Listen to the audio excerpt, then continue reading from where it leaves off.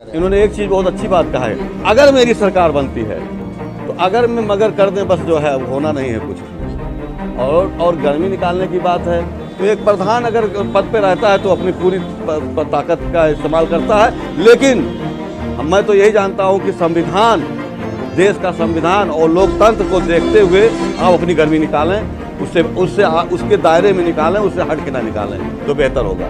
का व्यक्तिगत बयान है, मुसलमान मुसलमान है, हिंदू हिंदू है और दोनों एक दूसरे के भाई हैं। और अगर इस तरह की बयानबाजी होता है तो वो समाज को बांटने का काम करते हैं। डॉक्टर इश्तियाक अहमद खान साहब, 292 गैसड़ी विधानसभा में आप कांग्रेस पद के प्रत्याशी हैं। आपके गैसड़ी विधानसभा में क्या माहौल चल रहा है, बताइए।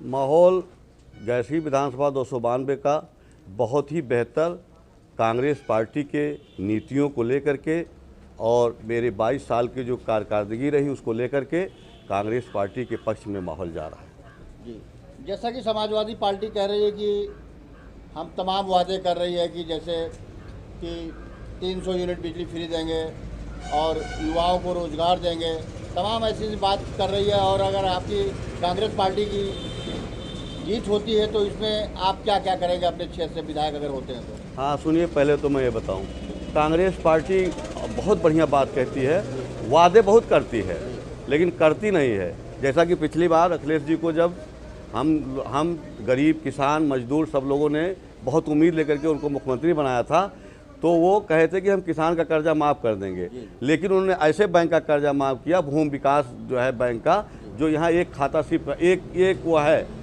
शाखा तुलसीपुर में, सैकड़ों वो नहीं होंगे, उसमें खातेदार नहीं होंगे। तो ऐसे वादे नहीं किए जाते हैं। अरे कांग्रेस जैसे वादे करो कि 2009 में हमने 72,000 करोड़ रुपया किसानों को माफ़ करके दिखाया, उस तरह से वादा कीजिए। लोकतंत्र पर विश्वास करता हूँ। मैं अपने पार्टी के बारे में कहूँगा कि मेरी पार्टी अगर है तो वो लोकतंत्र की रक्षा कर रही है और सबको साथ लेके सबके विकास की बात कर रही है। विकास के बारे में बताइए। कांग्रेस पार्टी अगर आती है तो विकास के बारे में कुछ आपका मुद्दा होगा, कुछ आपका होगा, उसके बारे में बताइए कुछ आप। कांग्रेस पार्टी अगर आती है तो सबसे पहले गैसड़ी विधानसभा में बेरोजगारी, शिक्षा और स्वास्थ्य चिकित्सा और जो गड्ढे मुक्त मोदी जी योगी जी ने कहा था कर देंगे। आप जुड़ी कुइयाँ से लेकर जैतापुर तक जाएंगे तो आपकी गाड़ी अगर चौपहिया होगी या 2 पहिया होगी तो पंचर जरूर हो जाएगी रास्ते में, इतने बड़े बड़े गड्ढे हैं, कहीं ना कहीं डैमेज होना है। मैं उन सब पे ध्यान दूंगा और ख़ास तौर से मैं शिक्षा पे ध्यान दूंगा। बस शिक्षा के विषय में क्या होगा? जैसे बहुत से बच्चे स्कूल न जा रहे हैं, गरीब हैं, मतलब तमाम तरीके से परेशानी उठाते हैं, उसके बारे में क्या करेंगे आप? शिक्षा के बारे में यही तो अफसोस है कि हमारा गैसड़ी विधानसभा आज जो सबसे निचले पायदान पे है उसकी वजह है शिक्षा नहीं है। जहाँ शिक्षा है वहाँ तरक्की है, वहाँ विकास है। हम चाहेंगे तो इसीलिए तो हमने कहा कि अगर मुझे वो जिम्मेदारी दिया जनता ने तो सबसे पहले मैं शिक्षा पे ध्यान पूरी तरह से दूंगा और माननीय प्रियंका जी को ला करके और यहाँ के मसाइल को, चाहे शिक्षा हो, चाहे चिकित्सा हो, चाहे वो रोड का मामला हो, चाहे बेरोजगारी का मामला हो, सब पे उनका ध्यान आकर्षित कराऊंगा और कोशिश करूंगा कि सारी समस्याओं का समाधान हो।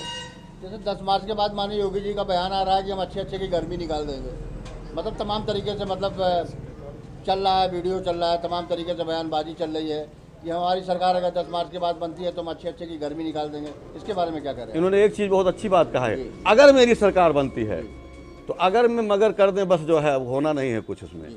और गर्मी निकालने की बात है तो एक प्रधान अगर पद पे रहता है तो अपनी पूरी ताकत का इस्तेमाल करता है, लेकिन मैं तो यही जानता हूँ कि संविधान, देश का संविधान और लोकतंत्र को देखते हुए आप अपनी गर्मी निकालें, उसके दायरे में निकालें, उससे हट के ना निकालें तो बेहतर होगा। कैसरगंज सांसद ब्रिजभूषण का कहना है कि यहाँ के मुसलमान नहीं, कलहंस ठाकुर है। सुना होगा बयानबाजी में आपने कि कलहंस ठाकुर है, इसका मतलब क्या हुआ? वो उनका व्यक्तिगत बयान है।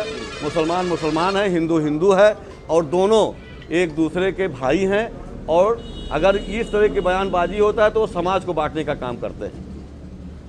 जैसा कि गैसड़ी विधानसभा में तमाम काम छूटे हुए हैं, तमाम रोड गड्ढे मतलब खराब हैं, तमाम गरीब महिलाएं परेशान हैं, उनको रहने के लिए आवास नहीं है। अगर कांग्रेस पार्टी की सरकार बन जाती तो उसमें आपका क्या योगदान रहेगा? देखिए, मैं बताना चाहता हूं कि कांग्रेस पार्टी स्वर्गीय इंदिरा जी के ज़माने में आप लोगों ने, हम तो छोटे छोटे थे, आप जानते होंगे, इंदिरा आवास के नाम से हज़ारों लोगों का इंदिरा आवास के नाम से उनका मकान बना, पट्टा मिला। दलितों को पट्टा अगर किसी ने दिया, दलित भूमिहीन था। अगर किसी ने उनको खेतिहर बनाया तो वो कांग्रेस पार्टी ने बनाया। उनके पास इतने ज़मीन नहीं थे कि वो 1-2 बिस्वा की उसमें लेसन बोलें, लेकिन आज किसी ने अगर काम किया दलितों के लिए तो हमने किया है।